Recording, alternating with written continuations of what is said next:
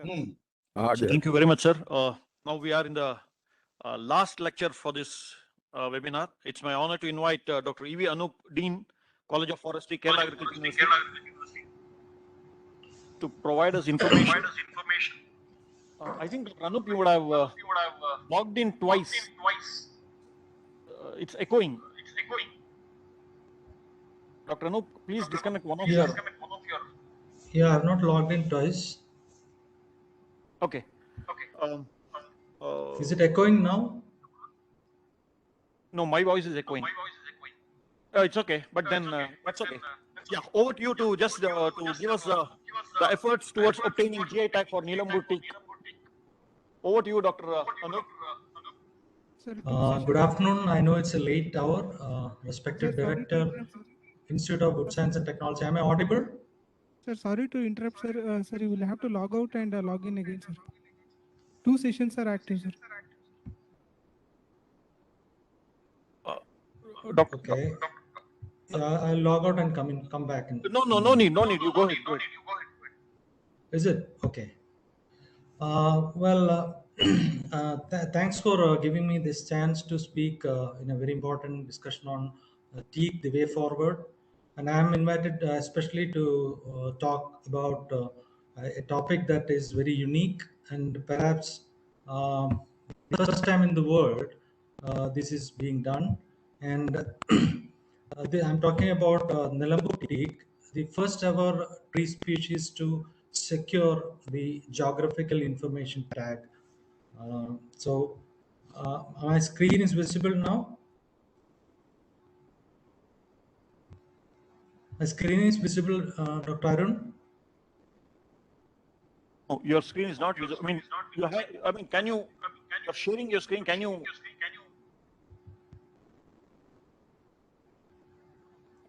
It's minimized.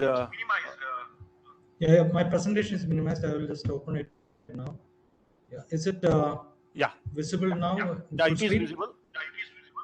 Yeah. So here we go. This is about the GI tagging of Nilambur teak and our success story. Well, I need not tell you the importance of the international fame of Nilambur teak, because it's a name that is instantly recognized by connoisseurs teak around the world. We obtained this so-called Nilambur teak wood from both natural forests, plantations, homesteads in Nilambur and nearby areas of the Malappuram district, where Nilambur is situated, in Kerala and South India. And we have, the unique geographical positioning of this particular landscape, settled between found in the midst of the Nilgiris, the Salem Valley National Park, Palakkad district, which is quite dry, and then on the south by the Wayanad forest. And so this is some place which most of you would have taken a visit, because we have the oldest teak plantations in the world. It's named after Sir H.V. Connolly. Started planting along Chathaman in 1840s, and there is a hanging bridge which sometime back collapsed also. Across the Chaliar River, you will find the remnants of the original Connolly spot. And of course, the world-renowned teak museum, the only teak museum in the world, that is also located in Nilambur. What's so special about Nilambur teak and its wood quality attributes is that, if we go to the oldest teak plantations, which is mainly about, roughly now about 150 years old, it yields large diameter logs, somewhat comparable to the Myanmarese or the Burmese teak. But what is so unique about this Nilambur teak is that it is having the typical golden yellowish brown color. Although it's not scientifically correct to say golden brown, there's no color like gold in scientific parlance, but it is having that particular color or appearance that is striated with the chocolate brown streaks, which I'll come to later on what is the reason. And why Nilambur has this particular kind of figure phenomenon. Often people mistake it for grain rather. And in the museum, we have displayed the oldest samples in the Nilambur teak museum of the Kerala Forest Research Institute. I belong to Kerala Agriculture University, but we work together for this along with the Forest Department, the Kerala Forest Department, in securing the geographical indication tag. You also find them in the teak, the Nilambur teak, sometimes also called as Malabar teak, in modern settings also. And these were what Nilambur teak was once famous for. And it is still being made, but not entirely out of Nilambur teak. The dhows or the sailboats, which are made, in fact, to be exported to the Middle East, particularly to Qatar and all. It's entirely made out of wood, and the structure is made and it is towed to the Middle East, as I mentioned, to Qatar and other richer nations where the kings or the princes buy them, and then they make it into luxury boats for their own purposes, their family purposes. And internationally, it's reputed for mainly for yacht manufacture in Europe, and also in the Phantom edition of the Rolls-Royce, the teak decking is uh, made from the teak obtained from Nilambur, and of course old growth teak only, because you can't find quality that matches the well-known renowned quality nowadays, because the harvest age has been reduced drastically. But you find them in the natural forest, then again you can't fell it. But you also have the homesteads which grow that, which are very nearby to this famous river which is called Chalia. And about GI, all of you probably know it's actually part of the IPR regime. And the name, the important thing about GI, because if somebody wants to take GI for another kind of teak or another species of say sandal, Marayur sandal, or something like that, so the most important thing that the GI registry, the GI registry in Southeast located in Chennai, they are looking forward is the term uniqueness. What is so unique about it? And you always associate GI with the geographical uh, position or the origin, the place of origin and quality that makes it so reputable. So it's a mechanism that is instituted, as I mentioned, by the WPO to prevent unfair competition in trade, where the public, actually the stakeholder are the public in that particular geographical area, that we have to aptly describe using a map. Initial clues on why Nilambur teak stands out among compared to the rest of the teak across the world is that there was a study by Balasundaram of KFRI where using AFLB markers, they found that there is a separate genetic identity for the for the Nilambur teak in the southern Western Ghat population, especially the natural teak populations, and that matches with its popularly known phenotypic identity and good quality. And there was another study by Srikanth which also tells you that the population stands out. Nilambur Reserve Forest, in this case, stands out. A comparison, as you can see here, this is Nilambur teak. It's displayed in that museum, the teak museum, and the coloration and the size also is, it's different. It's not so huge, not so small, compared to same age group from different parts of the country, as well as from different parts of the world. Now you can see close to 44 countries are growing teak in the world. It's the most traded timber in the world. And most of the teak industry in the world is India facing, and particularly in India, it is Kerala facing, because we have fascination for teak. And you see several shades or colors of teak from different parts of the world. Home garden teak is different here in Nilambur compared to the plantation grown and the natural teak. So there's a lot of variation in the coloration, the properties, wood properties, strength, etc., etc. I've listed a few case studies here just to tell you why we should have, once we go for securing a GI tag, we have to both look at its fame, reputation, and uniqueness, and also we have to also have documentation to support that it is renowned already, it has a reputation through survey of literature starting from centuries back.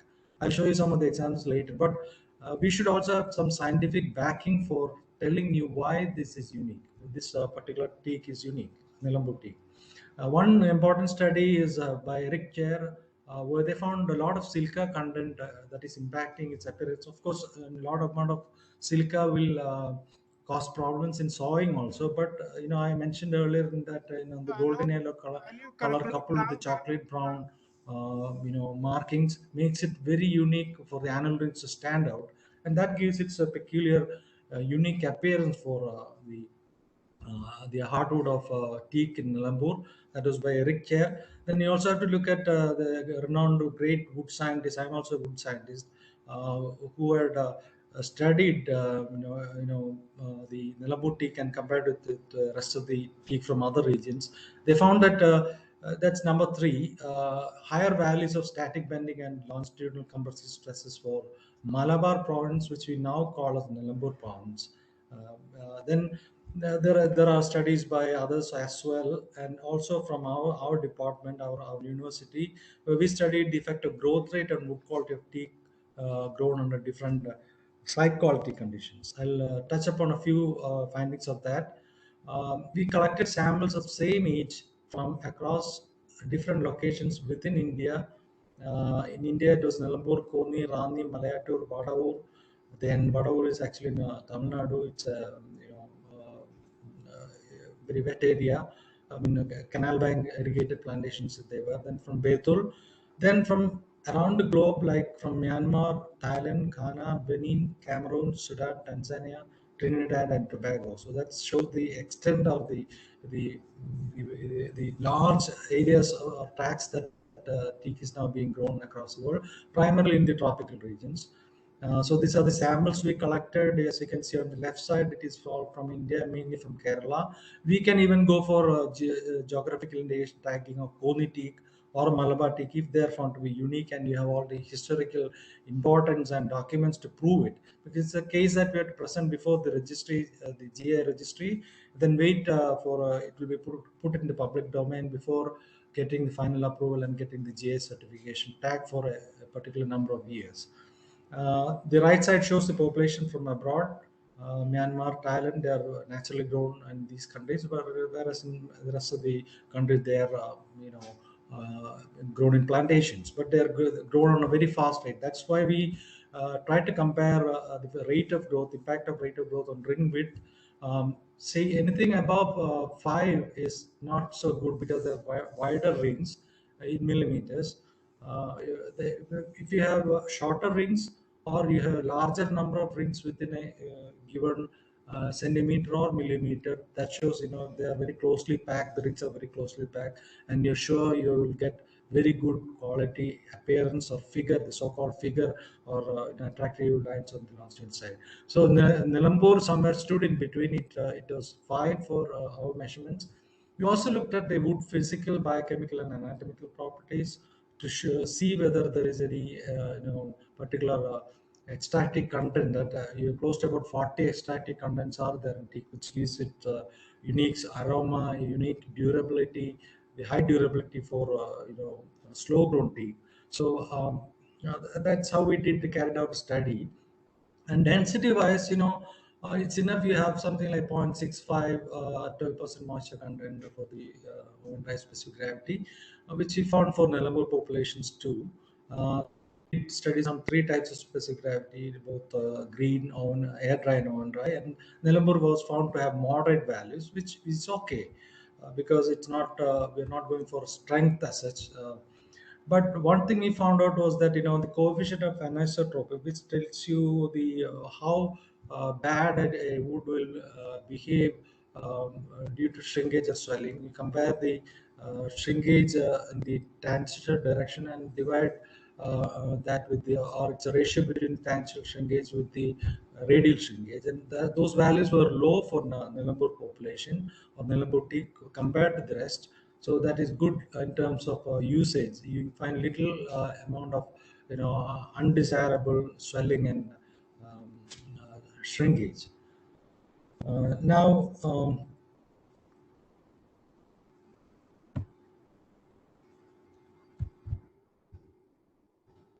we also compared the Kaveri Bank, Canal Bank irrigated teak. You find large samples there. Actually, roughly about 8 years or so they harvested it. But compare the same with Nilambur teak that was harvested at an age of 50. They're still younger, and these are very large. But you find when you take the samples using a microtome and look at its the density of the vessels, they are compared to Kaveri. I'm sorry that I put it in the right side. Kaveri Bank, you have got larger vessels, lesser number of vessels per unit area, compared to Nilambur teak, which has got shorter, narrower vessels and has got a high intensity or density of the vessels. So that makes it more dense compared to faster grown Kaveri River Bank plantations in Tamil Nadu. So we found that parameters like specific gravity, resistance to deformation, hardwood color, and total extractive content to be superior for Nilambur compared to the rest of the population we studied. The uniqueness is could be due to the presence of the river Chalia. Yeah, Because, Anoop, can you hear me? yeah, Yeah, yeah, please conclude now. Okay, giving an yeah. overview only. Okay. I'm coming to the. Uh, we had two thesis works which went on to try to prove why this is scientifically valid, that you got very good tea quality for Nilambur tea qualify for the GI tag. We had to have lots of workshops on this, starting with the workshop in the college itself, then Nilambur, then back to the university, then we had to finally submit the application to GI registry, date of filing, and we had got the certificate on in 30/12/2017, and it's valid up to 17/10/2026. And so this was how we were successful But in the our cost of journey the to. certificate, Pardon me. how much it cost you to get the certificate? So we have a IPR cell in KU. It is not very expensive. In fact, the funding is mainly done by who is getting the certificate. I'm showing you the Teak Heritage Society. So it's not costing too much. Only if you are employing legal support for that. We don't employ legal support because we have the IPR cell itself, but it will be running into a few thousand rupees only for filing the application and getting. But the main important thing is documentation, and this is a certificate and also the logo for Nilambur teak. So and also this map shows where we have where we find Nilambur teak. This has exact geographical boundaries, but you may disagree with if you find something just outside whether it is Nilambur teak itself. So that is something questionable. It always arises with all products that are GI tagged. And then we had support from KFRA and as well as the Department of Forest and Wildlife, and it is called Nilambur teak, falling in class 31 under the GI. This is the logo I already mentioned. The factors that contributed is that there is high amount of silica compared to the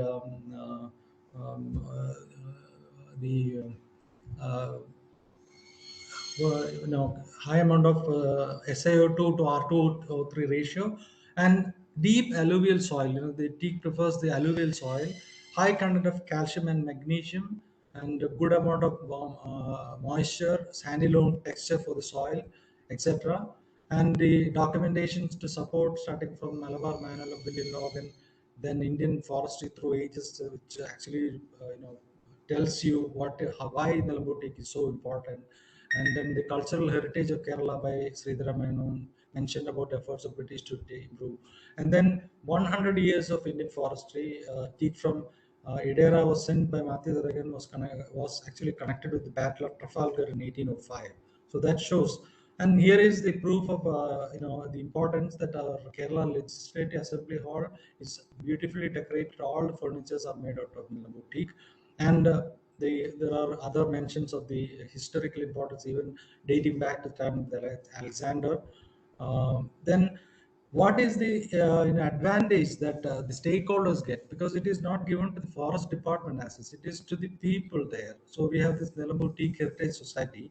So old growth tea definitely fetches a lot of prices, as you can see in the last bullet. It was about close to 1 lakh per cubic meter for the sale of one wind fallen long rotation old growth teak in the Connolly's plot that fetched you such a high price. But the important thing is that people in Nilambur have gone back in planting teak, which they source from the Nilambur itself, the seeds from Nilambur itself.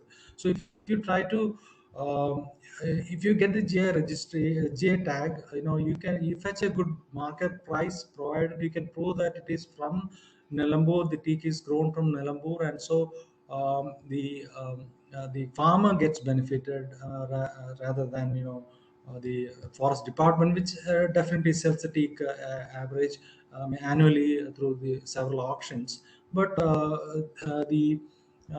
there is a short rotation now, so you don't get the world-renowned quality of teak. But some of the old growth teak still will have the highest value in the world timber market. Then you have the growers in among the farmers in the homesteads of Kerala. So more amount of teak being planted in homestead, because nowadays you find more of wood coming from homesteads than from the forest. So the proportion is going higher and higher. The TOF thing is there. So this is a hope that the journey has only begun for the GI tag, having secured the GI tag. Thank you very much. Well, thank you very much, Anoop, for providing us insights into the process and success of GI tagging of Nilambur teak, which would also have an impact in facilitating towards augmenting teak timber. Thank you. Thank you very much, Dr. Anoop. With this, we have finished all the lectures, all the presentations as far as the technical sessions are concerned. I now request our director, Dr. MP Singh, to take over for concluding session. Over to you, sir. Thank you very much. Yeah, thank you. So today and yesterday we had 4 scientific presentation and